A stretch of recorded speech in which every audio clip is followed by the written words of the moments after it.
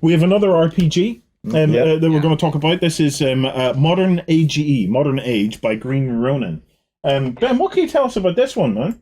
Yeah, so this is a system that's been designed by Green Ronin. It's based on the similar adventure dice system, it's called, from what they used in Fantasy Age, and previous to that, the licensed Dragon Age role-playing game as well. Yeah. It's very, very simple. You roll 3 dice, and then that's the score you get for your tests. There's always a different colored dice within the 3 of them, and that allows you to do stunts if you get doubles on the dice. Yeah. So it's a very, very good narrative tool for people that don't really know a lot about explaining moves like that. Modern Age is their new take on it. It's completely setting sort of I guess you'd say, so it can work with anything that you want it to. So it can work in cyberpunk or pure ultra sci-fi. It can work in just the modern day as well if you want it to as well. Yeah. But yes, they do have their own setting as well, which is pretty cool. Which is one you can get with the quick start rules for this, which is nice. But yes, this is a new one from Green Ronin, which uses a very, very simple and easy to learn dice system. Very, very good for new gamers getting into role-playing games. These, as I say, that narrative aspect of this and the stunt system means that you've got some really cool ideas happening just because of the game mechanics as you sit down at the tabletop. And then as you graduate a little bit further, you'll start to use the stunts in a very different way, and you'll learn to explain your own actions as well, which is very cool. I will say that it's a little bit grindy. So you need to have a DM that is willing to kind of like up the tension or up the lethality a little bit of some of the fights later on as you start to level up. But that was definitely something that was a case with Fantasy Age anyway. It might have been cleaned up a little bit more in Modern Age. But yes, a very cool game if you want to get stuck into something that's a little bit less specific on its setting. You just want to learn to roleplay and explain your sort of like that narrative side of gaming as well. Yeah, that's a very good focus for the game to take, because quite often you will find new role players, and I know I did this when I first started, but then my intro was D&D 4th edition, not a great introduction. Yeah. But you will find a lot of role players when they're starting out will be like, I make a brawl check, rather than describing the action they want to take, rather than say, I run up and punch this person in the face. Yeah. They will say, I make this check. So having something that can introduce that side of the RPG experience is a really good idea. Yeah, and it's not just tied into the like martial like fighting side of things as well. They've also got stunt tables for exploration and social encounters as well.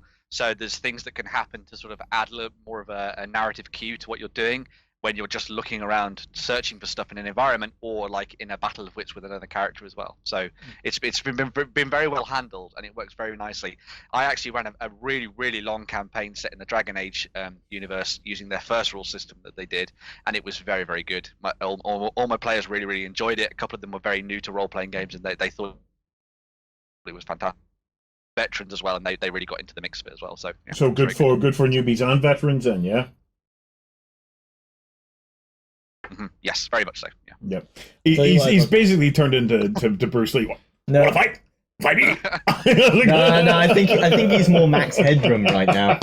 Well, I tell you what I'd love to do with this particular system. Yes. I'd love to take, say, like a favorite movie franchise or something, and use that as the scenario to drop my players into. Yeah. So imagine having a group of like 4 friends role playing through the Die Hard movies. Yes, I knew Die Hard was going to come up in this. Yeah, but that's okay. That would be perfect for it though, because that would be a great way to do it, because it gives you a familiar setting that your players kind of already know what's going on. Yeah. So they're not trying to think outside the box too much. I think Die Hard would actually be the worst one for that, because the whole point of that is that it's one guy.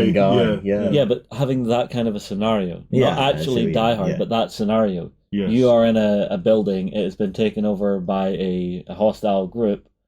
You guys have got away from being I know how to do the Die Hard one. Yeah. You take the Solomon Kane approach. You're playing the thing that influence it. Yes, this is how we would do it. The Solomon Kane approach would be genius for this, right? So, so you would play Bruce Willis's left arm. I would play Bruce Willis's.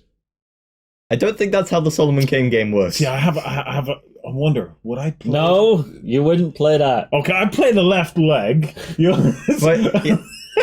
No, I get what Sam's saying. Then it's turning into everyone is John again.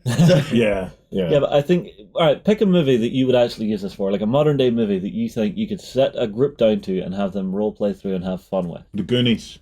Yep, that would be perfect.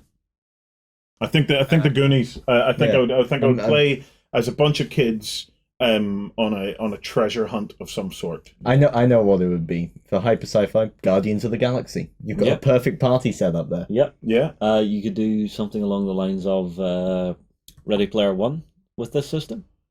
I don't know. I Each haven't of read you it. play one of the Gunters trying to find Hadley's egg Yeah. or Halliday's egg. Sorry. Okay, Ben, have you got a movie franchise that?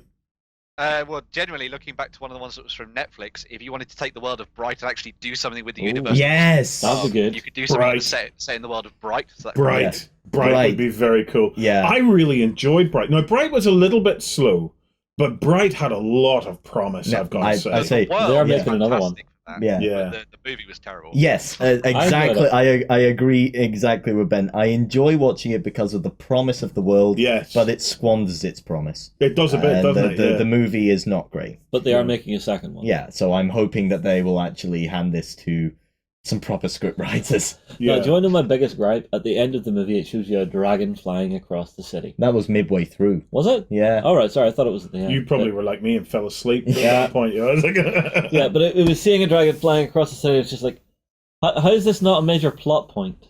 yeah. There are dragons. Why? So modern age, can you just apply it to movies? Like, could we apply it to the Lost Boys? And I know I'm You can pulling do. out stuff to the 80s, It's- but It's entirely classless as well as Yeah. a system, so it's based pretty much on your own interpretation of how you want your characters to work. Mm. So, like, if you wanted to set it, as I said, it's setting like free, so you can set it into any kind of modern, ultra-modern style that you want it to. You can include it includes rules for magic and psychic powers as well. So you can have all this be like something like a supernatural or something like that. So you can have people running around hunting down monsters in that sense as well. yeah. It's a very cool sort of open system to use. It's kind of, as I say, it's like what they did with the Fantasy Age system, where it was setting free as well there. So you could set it in any fantasy world you wanted to work it through. So, Yeah. You could do it with Altered Carbon. Well, there was a spate of movies in that time, like the Goonies, the Lost Boys, and stuff. Which Monster were, Squad. Monster Squad's another one. Where it was groups of kids, and these are movies that that have had influence on my tastes and likes. If you're going for the more scary, I think probably one of the most terrifying movies, certainly as a kid for me, was Salem's Lot. I've still not seen that. I really want to Salem's read the Lot book. Utterly terrified me. Not as much as The Exorcist. The Exorcist broke me, but Salem's Lot did terrify me. The whole vampires in 1970s wearing flares is terrifying to me on so many levels. It is just terrifying to me. Do Ghostbusters. You could do Ghostbusters. Could do. Ghostbusters. Great. But There the is a thing about Ghostbusters RPG. the thing about Ghostbusters, though, Oh, is is it? Okay. I often think that the Ghostbusters movie is misunderstood. Certainly, the new Ghostbusters movie felt like they actually misunderstood what Ghostbusters was about. Haven't seen it, so Ghostbusters I was can't say. actually. It's a movie about entrepreneurship. Yeah. The comedy and the ghosts and everything there. It's a movie about entrepreneurship. It's a movie about the American dream. Yeah, we're setting up this business, but it has to be a business. It's a pure American dream movie. It's I like this the idea that the great depictions of the American dream from American culture, The Great Gatsby, yeah. Ghostbusters. Well, let essentially Pest me Control. put it to you this way, right? The Wolf of Wall Street has more in common with the original Ghostbusters movie than the last Ghostbusters movie has with the original. I haven't Ghostbusters. seen either of That's those actually a fair movies, so point. I can't And The say. Wolf of Wall Street is a fantastic show. Yeah, it's because there's more in common with the vibe there than there is connecting it to its actual Strangely makes sequels. perfect sense.